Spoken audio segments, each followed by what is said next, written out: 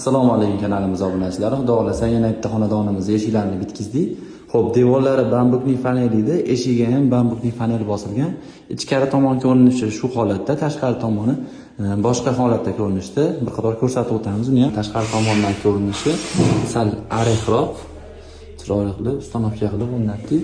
Bu tomondan ham ko'rishdan mumkin. Bunday holatda chiqdi xudo xolasa ishlarimiz. Eshiklarimizga magnit mexanizm qo'yganmiz, filinarniki. Atlatkalarni ham chiroyli qilib ochib qo'yib, mana xudo xolasa ideal qilib yopilishlari ham chotki bo'ldi. Oshmoshqalarni ham ko'rishdan mumkin. Xudo xolasa universal oshmoshqalardan qo'yib chiroyli qilib qilganmiz. Nalishnikda shunday qilib gradus qilib qo'yganmiz. Xolasa eshiklarda nalishnik shunaqa kemti joylarni ham chiroyli qilib kesib o'rnatganmiz.